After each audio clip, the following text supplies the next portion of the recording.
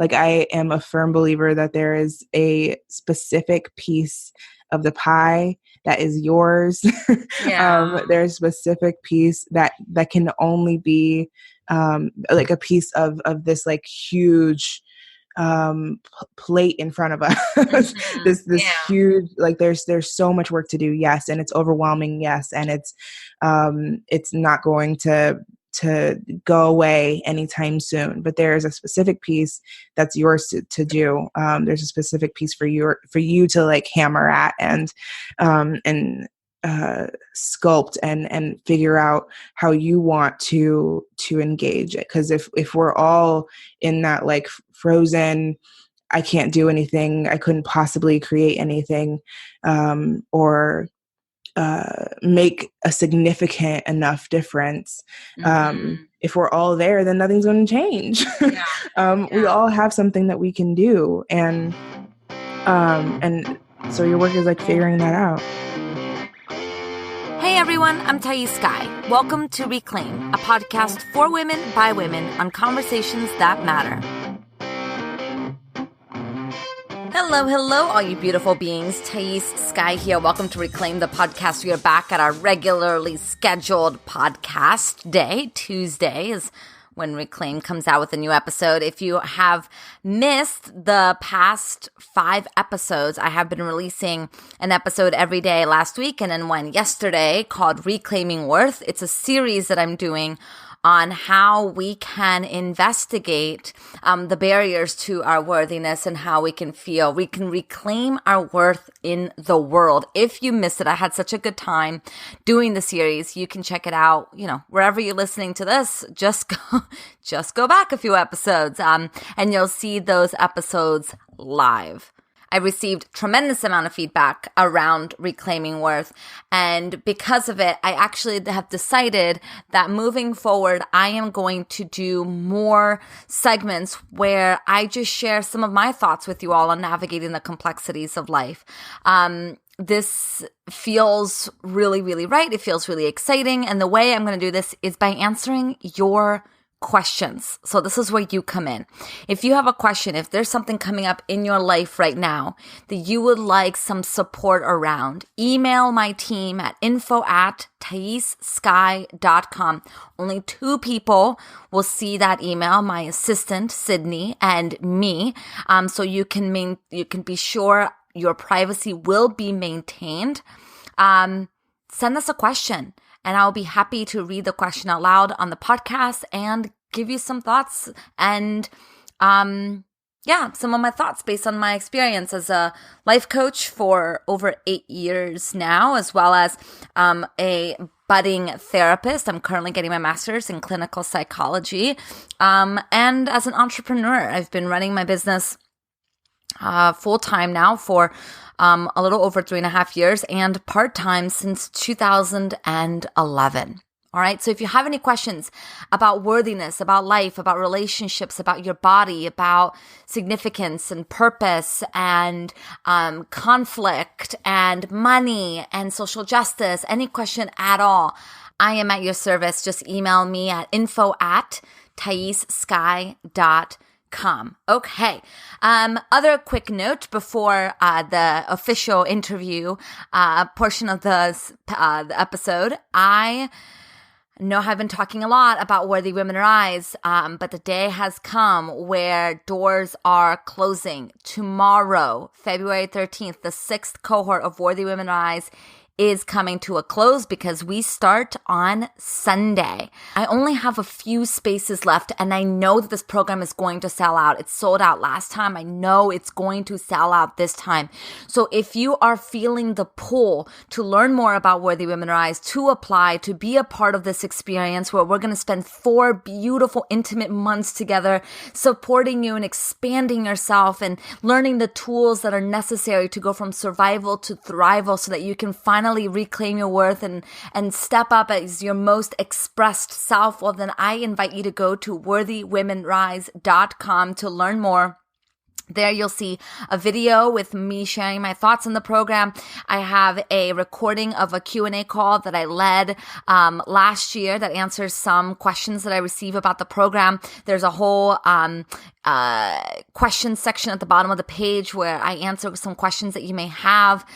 And if you need even more support, if you're not quite sure if it's the best fit for you, email me. Again, info@thaissky.com, and I'll be sure to respond as soon as possible. Doors close tomorrow at 9 p.m. Pacific. I cannot wait. I am so excited. This program is everything. I pour my mastery into this group of women. And what ends up happening is the women in the group become so close because they finally have other women to reflect them their goodness. It's a beautiful relationship. It's a life-changing program, and I really hope that you consider joining us if you feel the call. All right, let me bring Andrea on. This conversation, I like to imagine, is an extension of the types of conversations that Andrea and I have when we're getting coffee. You know, we sit outside, we get coffee cake and mochas and lattes, and we just talk. And this conversation is exactly that. We just talk. We talk about entrepreneurship and what does it look like to navigate visibility and changing our minds, and how do we move on from ideas that we thought were really good at the time and then didn't feel so good anymore. We talk about our visions and living up to our visions of ourselves. We talk about social justice. I mean, Andrea is a social justice educator, and I had some questions for her around how we can navigate the conversations of social justice in a way that truly creates the change that we want to see in the world. And so Andrea has some beautiful thoughts she shares with me and with us around how we can be better by each other, to each other. Let me read to you Andrea's bio. Andrea Ranae is a vision-led facilitator and coach who believes that together we rise. She's deeply committed to doing her part in cultivating a world that works for everyone, and does so by placing her work at the intersections of personal growth, social justice, and conscious business. As the creator of Coaching as Activism, she supports people doing transformative work to deepen their impact by taking a critical look at how their work and lives are connected to social change. As the co-founder of Whole Self Liberation, she offers and uplifts practical tools, resources, and wisdom for those who want to make change happen in their lives and communities. As a coach and consultant, she works with entrepreneurs, businesses, and organizations that want to be more inclusive and impactful, and how to do so through their approach to leadership, their marketing, and their company culture. She's a huge fan of hashtag Black Girl Magic, sunsets, and veggie burritos. You can find her on Instagram at Andrea Ranae J, and also on Twitter at Andrea Ranae J. And you can go to her website by going onto the show notes.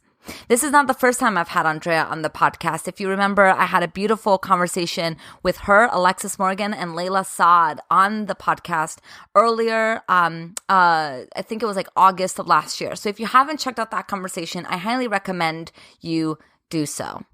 So grab a cup of tea, sit down, close your eyes, join us in this beautiful conversation.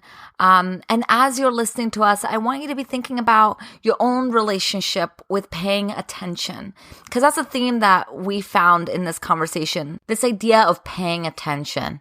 And I think attention has become such an important commodity in our society with the rise of social media. And so I want you to notice, like, what are you paying attention to? Where does your attention go?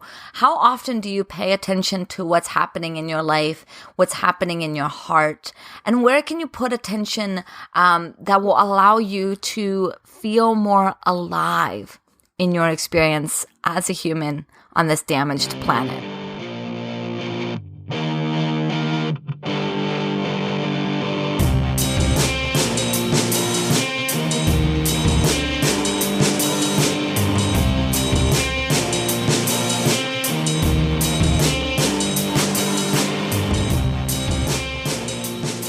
Hello, Andrea. Welcome to your second interview on Reclaim the podcast. How does it feel to be so special? Real special right now. I'm a celebrity. You really are. You really are. So the last time was a conversation between you, Alexis, and Layla, and that was in March. So tell us what's been going on since March. What's been going on since March? um, not, I was gonna say not anything like very different than, where it was then, but just a lot more of, like a honing in on Yeah. what my work is Mm, and how I want to put it out in the world and how I want to like sustain myself as I'm yeah. doing it. Um, and reach more people as well. Yeah. I feel like that's the thing about entrepreneurship that kind of gets missed is that, the honing in process is a process and it takes time. And you can Mm-hmm. have like a successful quote unquote launch of something, but that shouldn't stop you from getting even more dialed in, even more clear, even more honed in. And I feel like oftentimes we see like a big launch equals success and that's it. Like, Mm-hmm. so you don't have to do anything else. Like, why fix what's not broken, sort of thing. Yeah. But what I think you have done so beautifully is continue to say, the more I hone in, the better I can serve. Mm-hmm.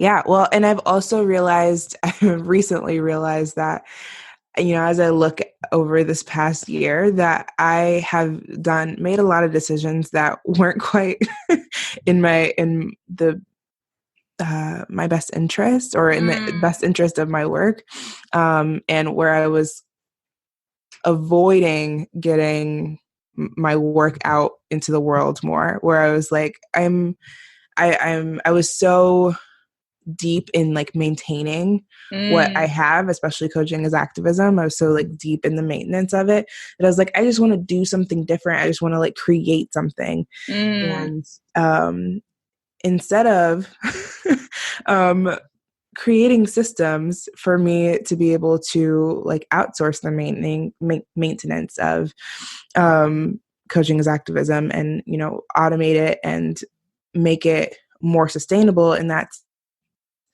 I just kept maintaining it and then created something related, mm, but not necessarily sustainable. Um, and did some like summer workshops this summer, and they're great, but I it was just self sabotage, mm, and just like not quite not quite ready yet to own my shit. mm-hmm.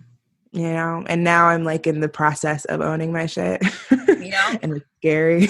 Yeah. I But feel like this yeah. idea of owning your shit can apply to so many different things, right? Like, as Mm-hmm. you've seen abundantly, being a teacher of coaching as activism, it's like owning my shit as a white person is Mm-hmm. so hard. But then, like, Mm-hmm. we can talk about it in different contexts. It's like owning our shit, our power, owning our brilliance as entrepreneurs is its own, it's kind of like a similar but different experience of like Yeah. really having to grapple with all of who we are and the Mm-hmm. repercussions of that.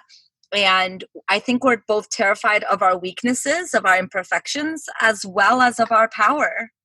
Mm-hmm. Mm-hmm. Absolutely. Whew. Yes. So I love that. And I love that you then get to, because you're owning your shit, you get to create a greater impact for people who want to own their shit, Mm-hmm. particularly their whiteness. Mm-hmm. Absolutely. Yeah. Yeah, and it makes everything better. Mm-hmm. It's Yeah. not easy though. Yeah. What do you think Yeah. the biggest struggle is for people in general when it comes to like, or just you, because maybe we can't speak generalizations, but what has been for you your biggest challenge in owning your shit? Like, tell me more a little bit about that self-sabotage. Yeah.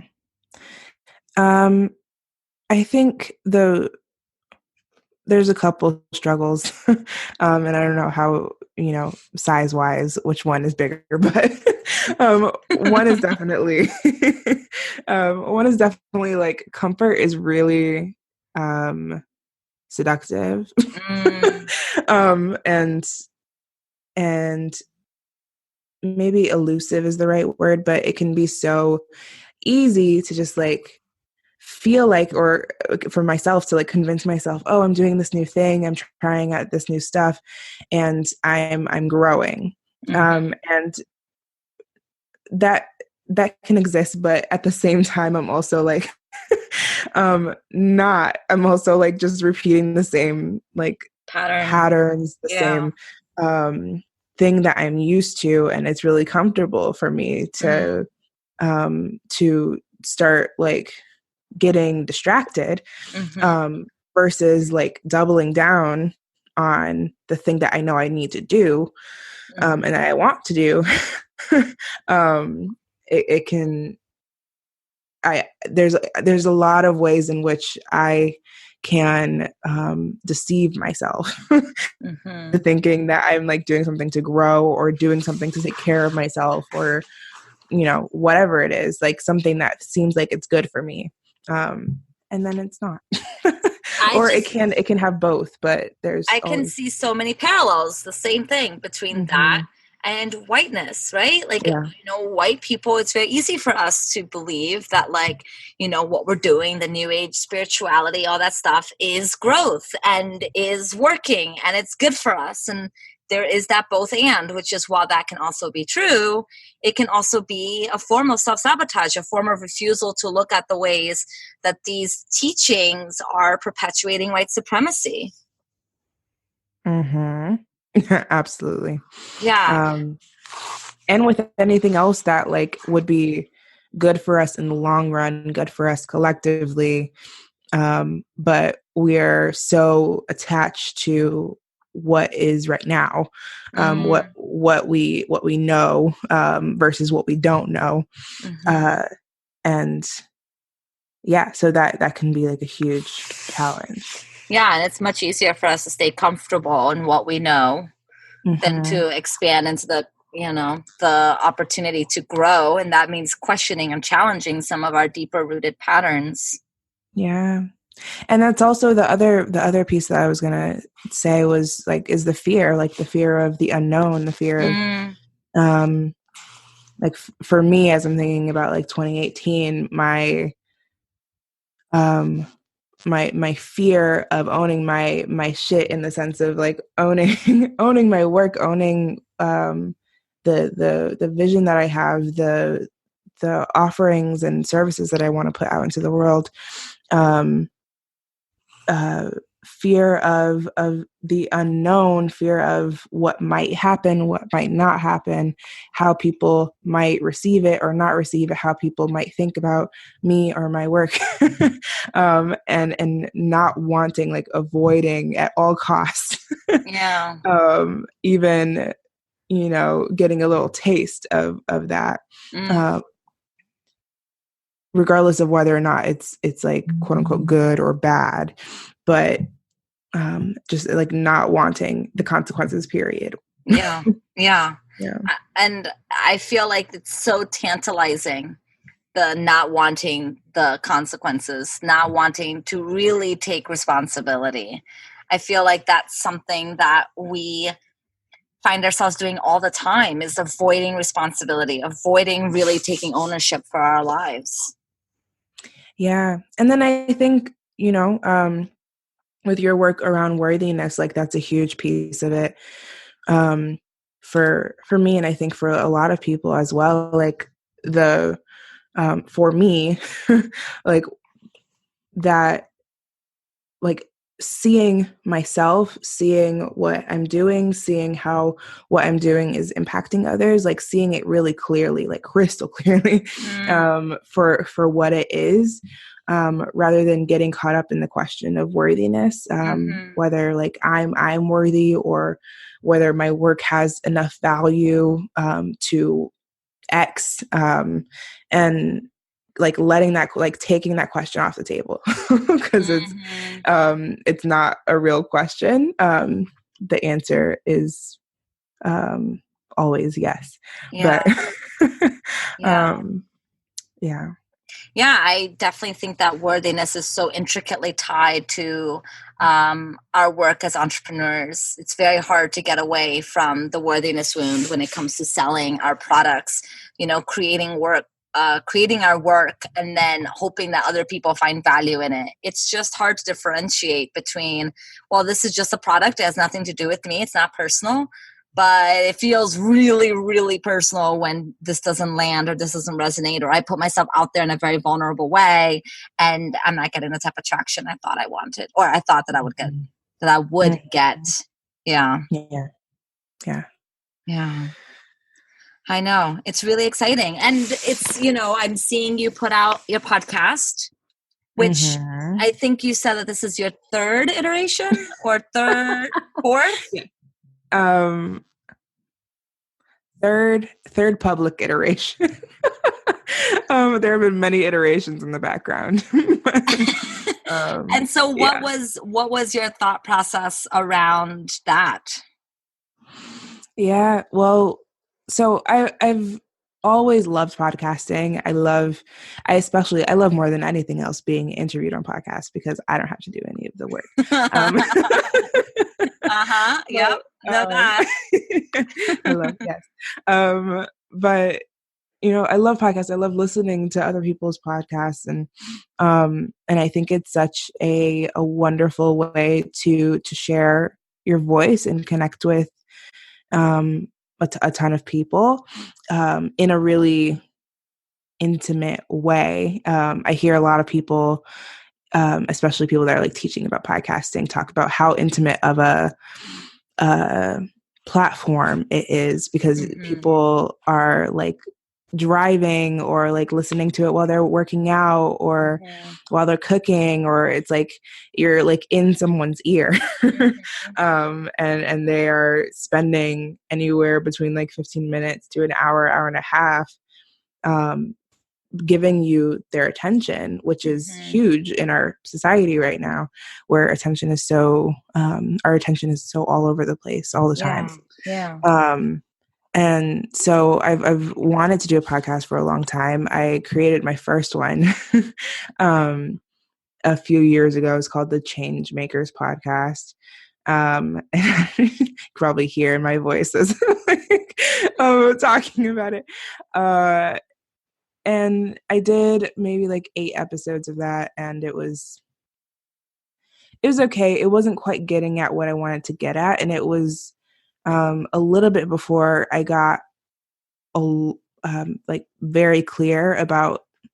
I think it might have been before I started coaching as activism in 2016. Yes, it was. And so I wasn't quite honed in on like the thing that I wanted to talk about, but I didn't continue it because after those 8 episodes, I was like, I don't like, I'm not feeling it. It's missing something. And it was really missing like the thing that I talk about so much. It was missing. I was talking about change, but I was talking with people and we were having different conversations that than I had heard in entrepreneurship land, but it wasn't getting at like, okay, but what change do we want to make? Like, what does that actually look like? What are we talking about here? What needs to be changed? What's at stake here? Not just how are you impacting people, and how are you getting their money? But having that larger scale, systemic and cultural conversation. So, yeah, that one sucked. And, and then I started another one last year called Liberty. And it was kind of like I swung to the other side. So I wanted to have conversations about liberation with people and what their vision was for it and what they think is in the way, like what they think is between here and there. And really beautiful conversations that I still have like recordings that I haven't put out yet that I'm like trying to figure out what to do with because they were so good, but it wasn't, it still wasn't me. It still wasn't like what I wanted to get at. Cause it didn't have all of the pieces that I'm getting at in my work in it. So I just like kind of let that sit. That I think that one's still up right now. Yeah, it is on iTunes, and there's only a couple episodes up. And yeah, so and it was so hard. It's so I don't know what your experience of this is, Thais, and I think it depends on people's like personality and like what your strengths are and whatnot. Yeah. But like it's so much work to do a podcast and to Mm. be consistent. And you have to have like um either like the energy for it all the time, or you have to have like systems set up Mm-hmm. to like a schedule, or just or you're like batch recording, or Mm-hmm. um you're getting support in the editing, or whatever, just to like make it easier. It's so much, and I Mm-hmm. didn't have that. And I don't I don't have everything that I want right now in starting this new podcast, A Call to Serve. Um, but I do have the commitment where I'm like, I'm going to do this for at least the next year. Mm-hmm. And I'm going to do whatever it takes to like make sure that I put it out there, Yeah.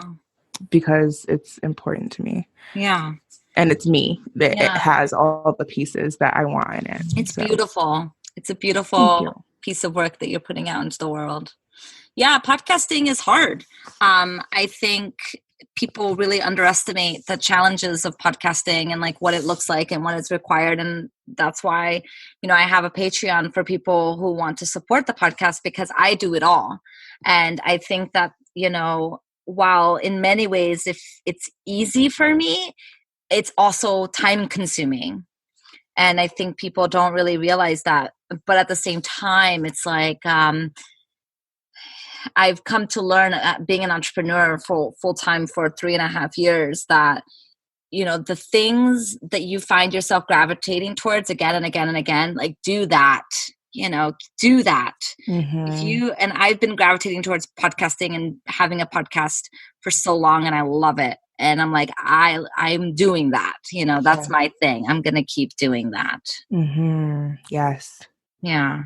And our voices are needed in the world, And I think that, Mm-hmm. like you said, like the attention piece is so critical and so amazing that we get people's attention through the, podcasting.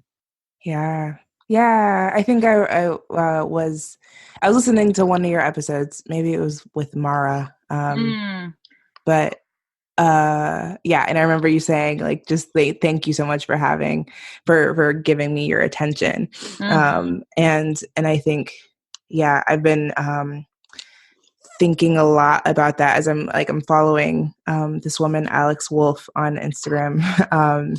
And she is consistently critiquing and sharing her thoughts about our culture when as it surrounds media, mm, um, and how we engage with it, and attention especially. She has a book called Resonance that is on my list. mm. But I'm just always thinking about that now, where I'm like, where's my attention going? But also like being a lot more appreciative of other people giving me their attention. Yes. Um, and also recognizing like inside of me that I want their attention, and Yes. being okay with that. Like it's okay to want people's attention. Mm-hmm. Like I think that's actually pretty human. But that I want it on just like a personal level, and also I want it like if I don't have people's attention, my work will not spread.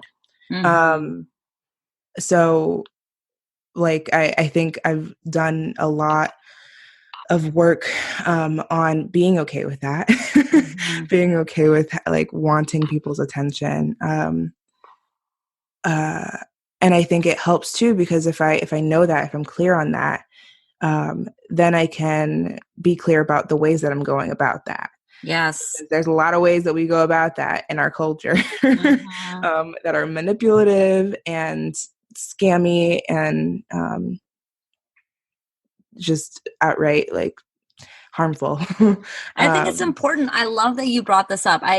The more I'm thinking about it, the more I'm like, yes, yes, yes, yes. It is so important for us to recognize that we want attention.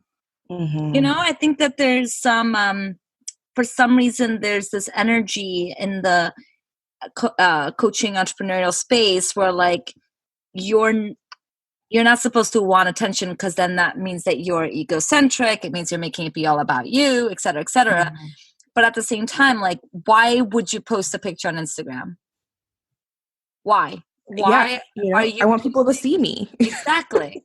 And like owning that is important, because when we can own that, then we can say, okay, how can I make sure that the attention I'm getting, or the attention I'm asking for, is asked for in an intentional way? Mm-hmm. Yeah.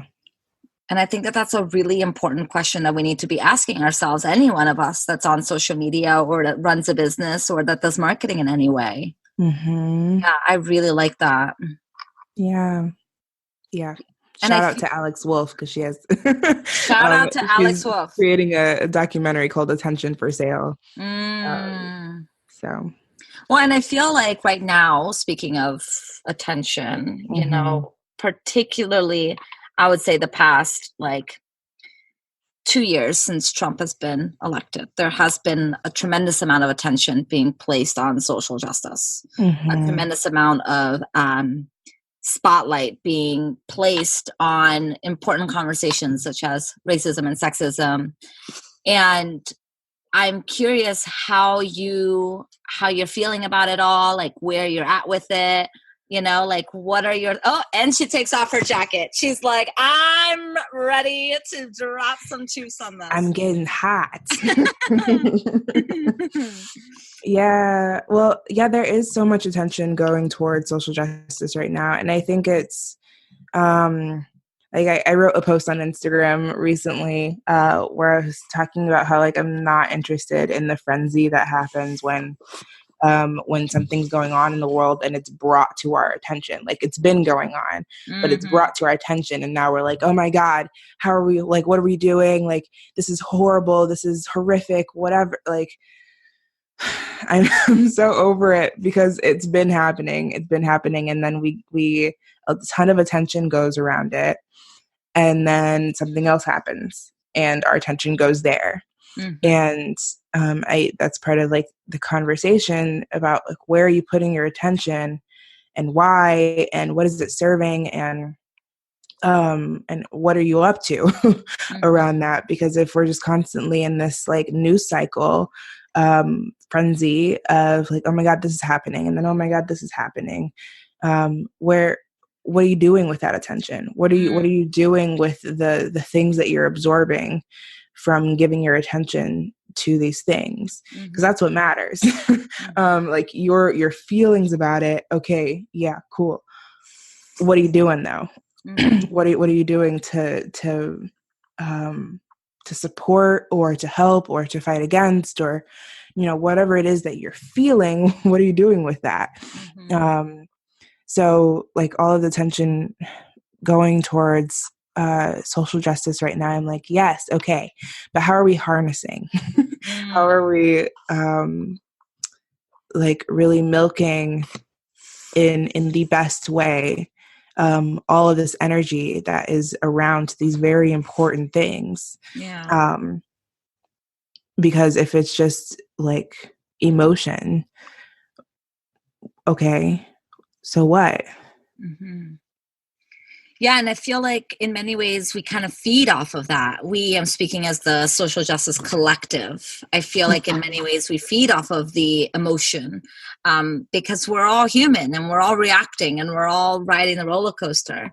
But I think it's so important what you're saying, to really ground down and to like, okay, when the emotions wear off, what are you going to do about what's happening?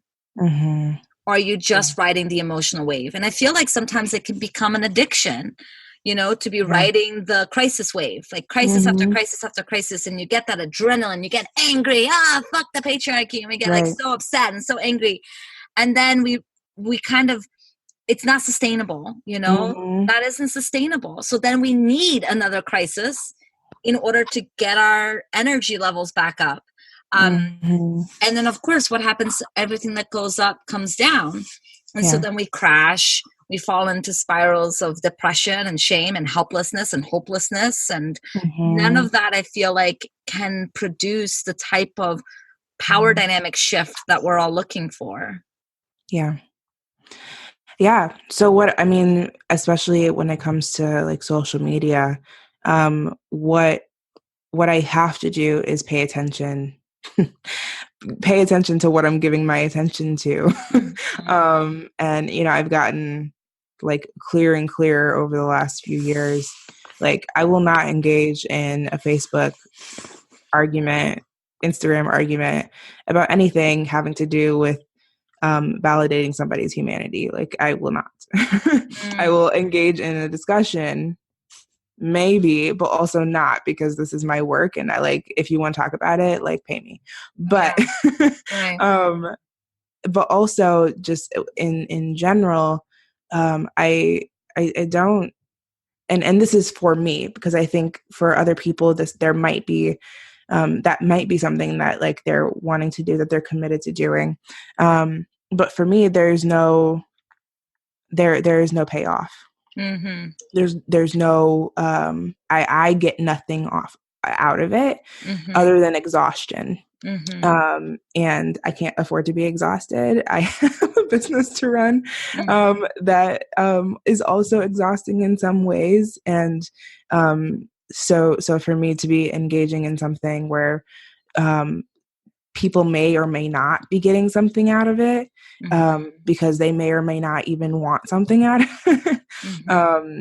is I have no interest in. Yeah. But also paying it, like, I'm try to be very um pointed about where I dive deep into.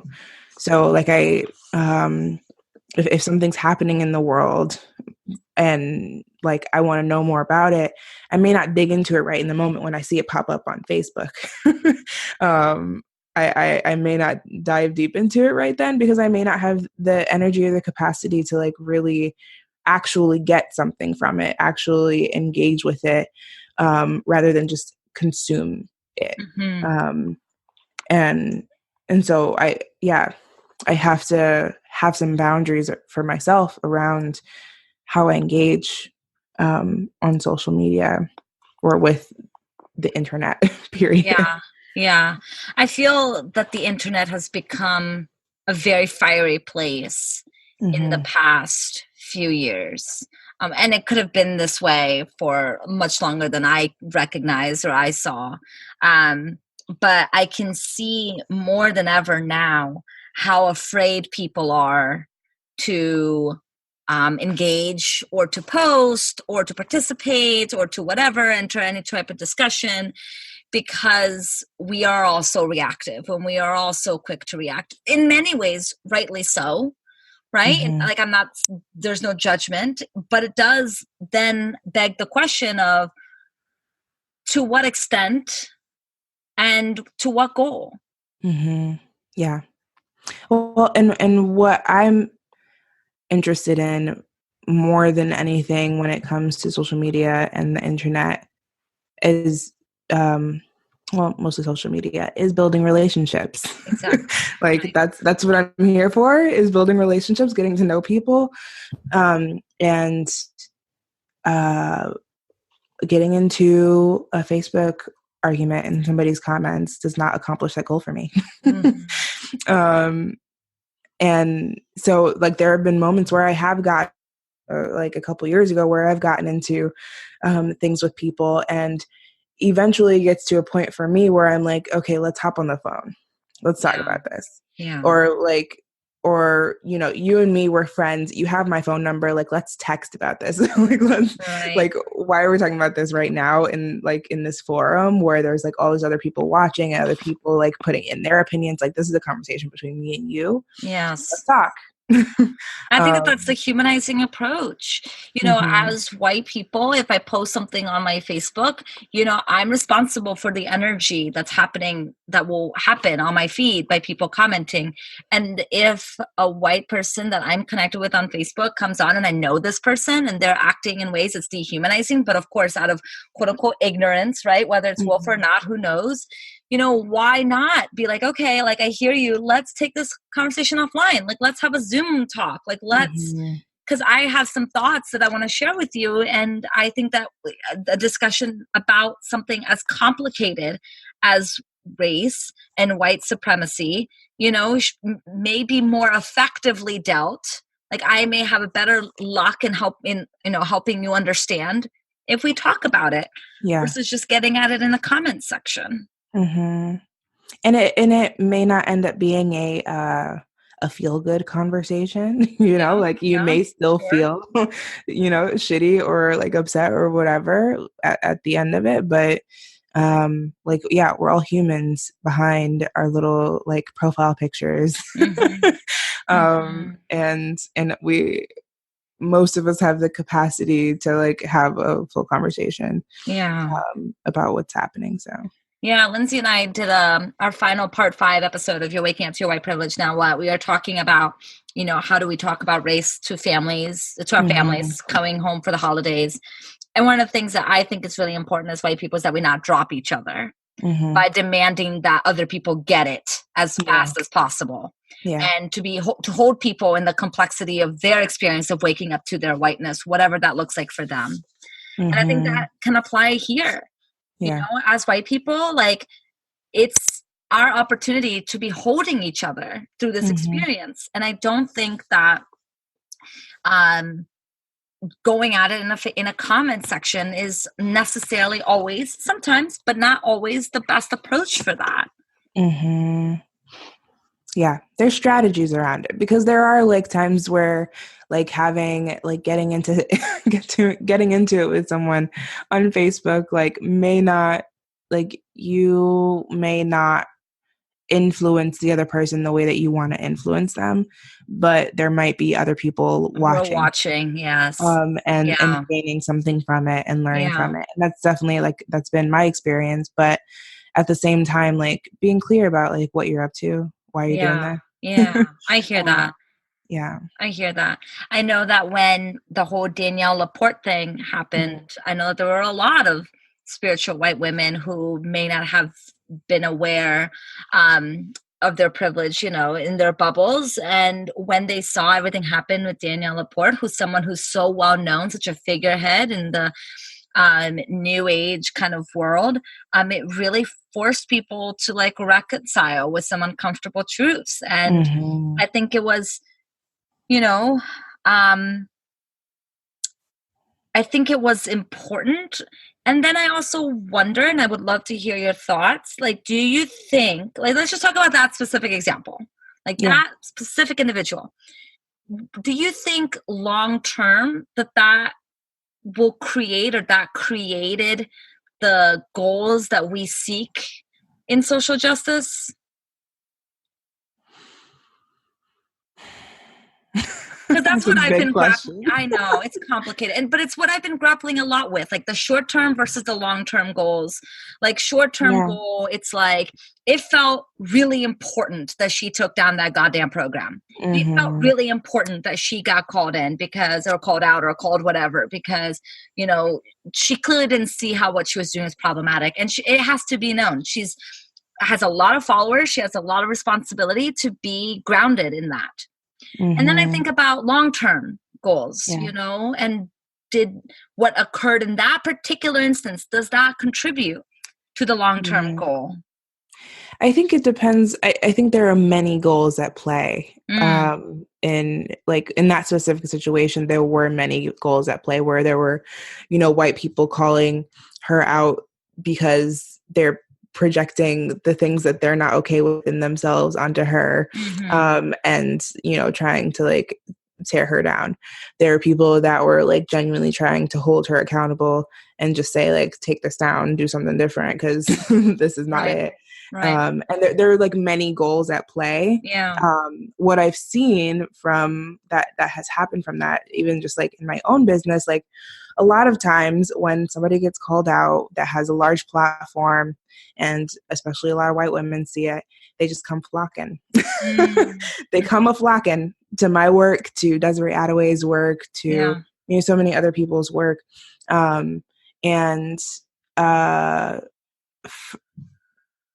are many different people that do that. There are some people that are genuinely like, oh shit, I didn't realize I have places where like I'm not getting it, you know? Yeah. Like Yeah. I Sure. don't understand something that I desperately need to understand in order to keep doing what I'm doing, keep doing the work that I want to do, or keep or make the impact that I want to make. And then there are people that are just scared, Yeah. um, Sure.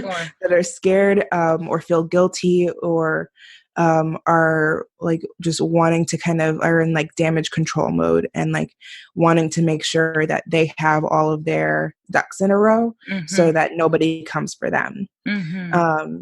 And I think no matter what, that no matter where the person is, that impact was valuable. Like I don't think Sure. Danielle Laporte, I'm sure she learned a little bit, but I don't think she really got it. Yeah. um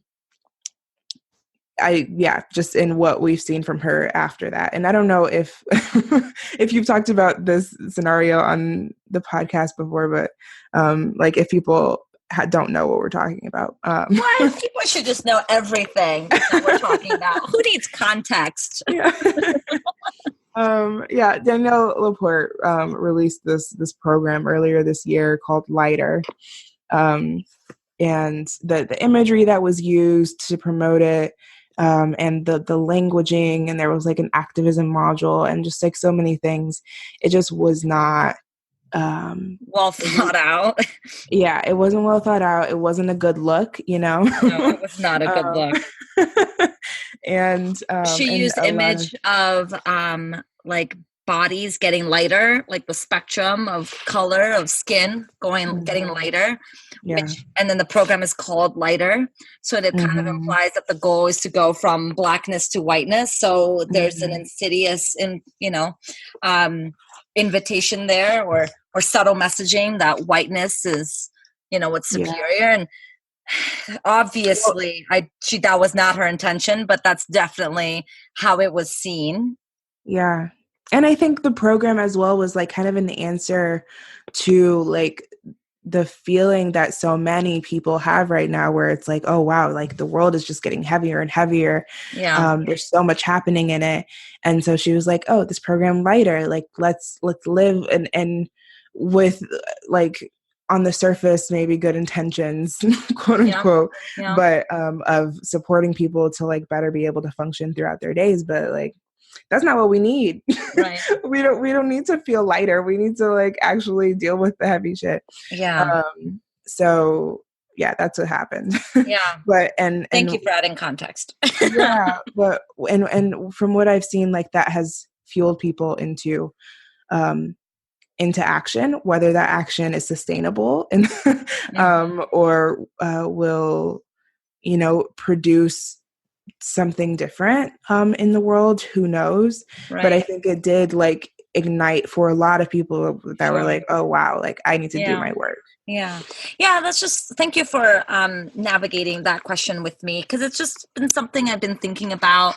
Like, what is, particularly as I engage in these types of conversations online, I've been thinking a lot about like, what is my intention here? What are my goals here? Like, what do I want? And of course, Mhm. the ultimate goal is I want all of humanity to be recognized, right? And I don't Mhm. want people to be dehumanizing to one another, particularly if it's um, uh, layered under love and light, like Yeah. particularly because I think, the overt, behavior is one thing, and like it's being addressed in the way it's addressing.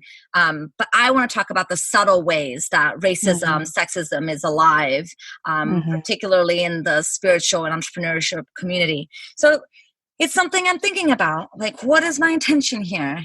How do Yeah. I see my actions are my actions producing the results that I want? And Mhm. what does that look like? And I think you're right. I think there are multiple goals. I think it's a layered question. I think we can't say that particular thing with Danielle Laporte was good or bad, Mhm. because it in many ways caused harm. Her program, as well as the subsequent stuff, like the threads and all the things, there was harm created Mhm. there. But there's also a lot of good. It woke up a lot of people. It forced people to look at things that are very uncomfortable. So yeah, I appreciate you going down that path with me. Something I've been thinking a Yeah. lot about. Mhm. Yeah, I think a lot about just call out the strategy of calling out a lot as well, because I think that is what it is. It's a strategy, but we use it unstrategically. um, and so, yeah, I've been thinking about that a lot too, because I think, I mean, in the case of Danielle Laporte or even like Marianne Williamson, they have been called out, called in, pulled aside, hey girl, like, like they have gotten all of it and continue to be Right. as they are. Right. But when it's somebody that has such a huge platform, and that has been called out, called in, and all of the different things, many times over the course of their career, calling them out is a good strategy. It won't make them change, and I don't think that should ever be our goal, is to like make someone else change, because that's their choice. But it will bring to attention. I don't think I've ever said the word attention so many times. I love it, because that's going to be the name of the podcast episode now. But yeah, it brought to attention to so many other people. Yeah. Like, oh, this is something that I need to think more about. Yeah. Yeah. I really hear that. And I think I love that you said that calling out is a strategy. And it's one of many strategies. It's not the only tool in our toolkit, and I think it's, a lot of white women that I talk to are like, well, I'm terrified to say anything because I'm terrified of blah, blah, blah, blah, blah, blah. And I just think everyone's so angry all the time. And I just don't get it. Like, why can't we have a more thoughtful dialogue, debate, etc. Right? And I think what a lot of times white women who are just getting into this don't recognize, that social justice is not a couple angry people on Facebook. It's a whole, I don't want to say the word industry, but it is. It's a whole community. It's backed by academia, by brilliant people who have come before us. It's not some novelty a few angry people. It's a breadth of knowledge and ways to think about and navigate the world. And right. It's hundreds and thousands of years old. 100%. Right? Yeah. Yeah. It's not like this new fad, like, yeah. and even 100%. Within like the last 100 years, like there's been a lot of work done to like put names on things, but in an academic sense, in a way that like fits into our culture, where we value, big words with definitions that are sexy. But like, our ancestors have been working on this or working against this for hundreds and thousands of years. Yeah. Yeah. And I think it's important that we remember that. And I think it's important that we remember that, like, calling out is one of the many tools in our toolkit. It's one of the many ways. There are others. And it's important for us to to consider that and to ask ourselves, is the hammer the right tool in this instant? Or is a screwdriver better? Yeah. But then to continue on, this is something that I was having a conversation with my roommate just last night. We were talking about race and the complexities of racism and unpacking our privilege. And she was asking questions like, like really solidly good questions about how does she want to navigate this, and how does she want to change the system in her life, like in the little ways that she can in her life. And it feels like a big question. And I think a lot of times when we are navigating questions like that, we think, oh, well, I don't have the answer, so I'm going to stop asking. Racism, white supremacy, sexism, it's too big. It's too systemic. Like, it's too big. Like, I don't know how I'm supposed to navigate it, change it in my life. So I'm just going to stop thinking about it because everyone's too angry, right? Yeah. We use whatever justification we can find. But the invitation is just to keep asking the question. Like, don't give up because you don't have the answer right away. Like, let's keep asking. Hey, is this the right strategy? Okay. Yes, no, maybe. And like, let's keep talking about this, because there is solutions here. It's not all just problems. And you, Andrea, are one of those people who are actively coming up with solutions, and I just love your work because of it. And I think that it's important that we keep asking, we keep staying open, and that we're willing to then do something about it. Yeah. And I'm I'm getting a lot more articulate about this over the last few months, but like I am a firm believer that there is a specific piece of the pie that is yours. Yeah. There's a specific piece that can only be like a piece of this like huge plate in front of us. This Yeah. huge, like there's so much work to do, yes, and it's overwhelming, yes, and it's not going to go away anytime soon, but there is a specific piece that's yours to do. There's a specific piece for you to like hammer at and sculpt and figure out how you want to engage it, because if we're all in that like frozen, I can't do anything, I couldn't possibly create anything, or make a significant enough difference. If we're all there, then nothing's going to change. We all have something that we can do, and so your work is like figuring that out. 100%. I love it. Any final thoughts before we wrap up? I love you. I love you too. I'm such a big girl. I fangirl you all the time. I'm like, oh, she has a new story. What's happening?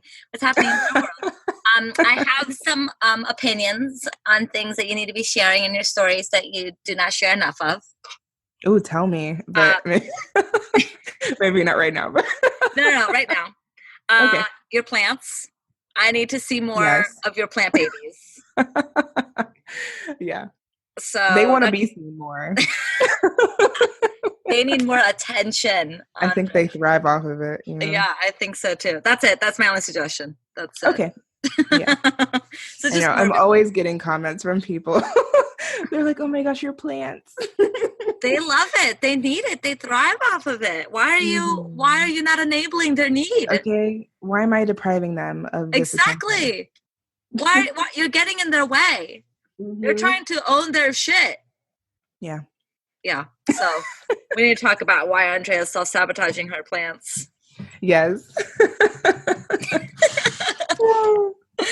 Thank you. Thank you for engaging in this conversation. I appreciate you. I appreciate your wisdom. I love the work that you do in the world. It is so needed. And your voice, your presence, the way you show up is so refreshing. It's so grounded. It's just divine. And I'm just honored that I get to have a piece of that.